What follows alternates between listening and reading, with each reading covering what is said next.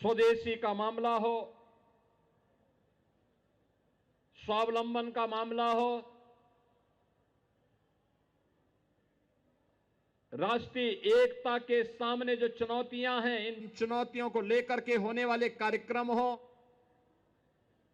व्यापक जन जागरण की दृष्टि से ये कार्यक्रम चल रहे हैं। रन फॉर यूनिटी के साथ ही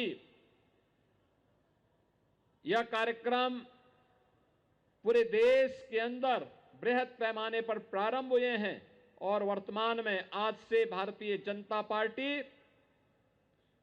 75 जनपदों में रन फॉर यूनिटी के कार्यक्रम के बाद अब एकता यात्रा का प्रारंभ कर रही है और इसमें मेरा सौभाग्य है कि मुझे बाबा गोरखनाथ की इस पावन धरा पर आप सबके बीच में इस एकता यात्रा कार्यक्रम का शुभारंभ करने का अवसर प्राप्त हो रहा है। ये एकता यात्रा हर 403 विधानसभा क्षेत्रों में आयोजित होने जा रही है। हर विधानसभा क्षेत्र में 10 किलोमीटर की यात्रा व्यापक जन जागरण के कार्यक्रम, स्वदेशी और स्वावलंबन को ध्यान में रख करके प्रत्येक नागरिक के मन में राष्ट्रीयता का भाव पैदा हो। और ये सुखद संजोग है कि सरदार वल्लभ भाई पटेल जी की 150वीं जयंती कार्यक्रम के समारोह तो प्रारंभ हुए ही है। यह वर्ष भारत के राष्ट्रगीत वंदे मातरम के भी 150वें वर्ष में प्रवेश करने के उपलक्ष्य में भी आयोजित हो रहे हैं। आप याद करिए, एक ऐसा गीत जिसने पूरे भारत की सोई हुई चेतना को जागरूक करके भारत की आजादी के आंदोलन को, कौन ऐसा क्रांतिकारी रहा हो 1876 के बाद जिसने देश की आजादी के दौरान वंदे मातरम का उद्घोष न किया हो। हर क्रांतिकारी वंदे मातरम का उद्घोष करके देश की आजादी की आंदोलन में कूद पड़ा था।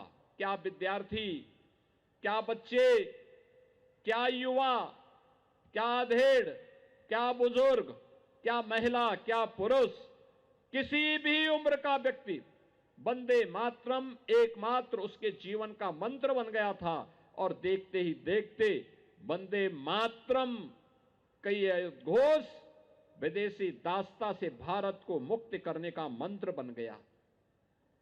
अनुमान करिए, जो मंत्र भारत की आजादी का कारण बना हो, उस मंत्र को भी लोगों ने सांप्रदायिक कह करके उसमें संशोधन करने का प्रयास कांग्रेस ने किया। कहा ये 5 और 6 छंद का क्यों पढ़ना है, 2 छंद में ही हो जाए। मेरा यह मानना है, कोई व्यक्ति हो, कोई जाति, कोई मत, कोई मजहब, वह किसी राष्ट्र से बढ़कर के नहीं हो सकता है। हम सब भारतवासियों को इस बारे में ध्यान रखना होगा। हमारी आस्था हमारी जगह। अगर हमारी आस्था हमारी राष्ट्रीय एकता और अखंडता में बाधा पैदा कर रही है, हमें उस आस्था को एक और करना होगा। सबसे पहले अपनी राष्ट्रीय अखंडता के लिए प्राणपण से जूझने के लिए तैयार होना होगा। भारत के एक नागरिक के रूप में हमारा दायित्व है। कुछ लोगों के लिए आज भी भारत की एकता और अखंडता से बढ़कर के उनका मत और मजहब बड़ा हो जाता है।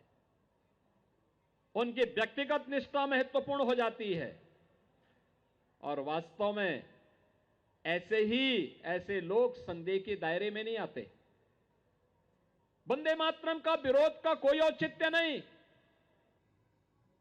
और यहां वंदे मातरम के खिलाफ जो विस्ममन हो रहा है, मोहम्मद अली जौहर ने 1923 में कांग्रेस के अधिवेशन में जिस कांग्रेस के अधिवेशन में 1896-97 में स्वयं गुरुदेव रविंद्रनाथ टैगोर ने इस पूरे वंदे मातरम गान को वहां पर सुनाया था, कांग्रेस के अधिवेशन में गाया था, अपने स्वर में गाया था। और 1896 से लेकर के 2022 तक कांग्रेस के हर अधिवेशन में यह गान होता था। लेकिन वंदे मातरम को कांग्रेस ने 1923 में जब मोहम्मद अली जौहर कांग्रेस के अध्यक्ष बने, वंदे मातरम का गान शुरू होते ही वह अध्यक्ष पद से उड़ करके चले गए। उन्होंने वंदे मातरम गाने से इनकार कर दिया था। बहनों और भाइयों, वंदे मातरम का इस प्रकार का विरोध यही भारत के विभाजन का दुर्भाग्यपूर्ण कारण बना था।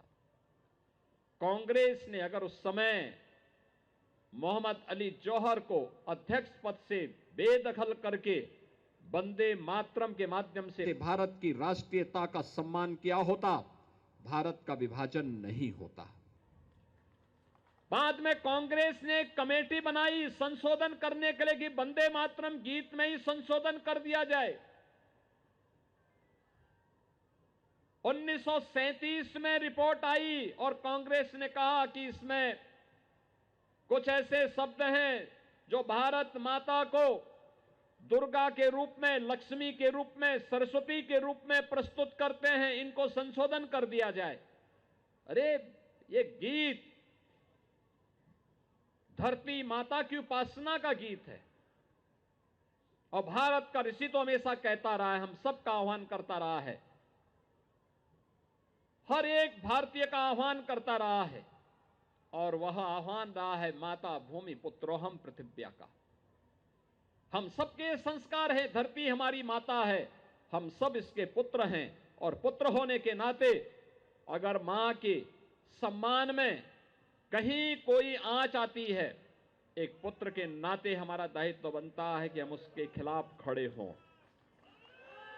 लेकिन बहनों और भाइयों, कांग्रेस की यह तुष्टीकरण की नीति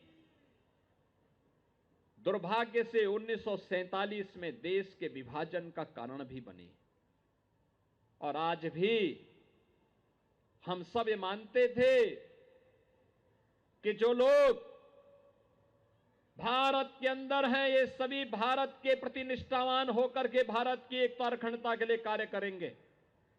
लेकिन जब अखिल भारतीय स्तर पर वंदे मातरम राष्ट्रीय गीत के 150 वर्ष पूर्ण होने के उपलक्ष्य में आयोजन प्रारंभ हुए तो फिर वही स्वर फूटना प्रारंभ हो गया। समाजवादी पार्टी के एक सांसद ने फिर से विरोध करना प्रारंभ कर दिया।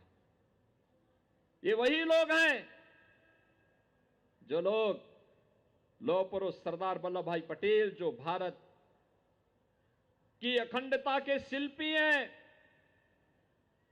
31 अक्टूबर को सरदार वल्लभ भाई पटेल की जयंती के कार्यक्रम में शामिल नहीं होते, लेकिन जिन्ना को सम्मान देने के किसी कार्यक्रम में शर्मनाक तरीके से शामिल होते हैं। जहाँ भक्ति है हर शब्द में, कथाओं में छुपे हैं दिव्य रहस्य और ज्योतिष देता है जीवन को दिशा। धर्म से जुड़ी हर बातों को जानने के लिए हमारे चैनल स्तुति को सब्सक्राइब करें। चैनल पर जाने के लिए इस लिंक पर क्लिक करें।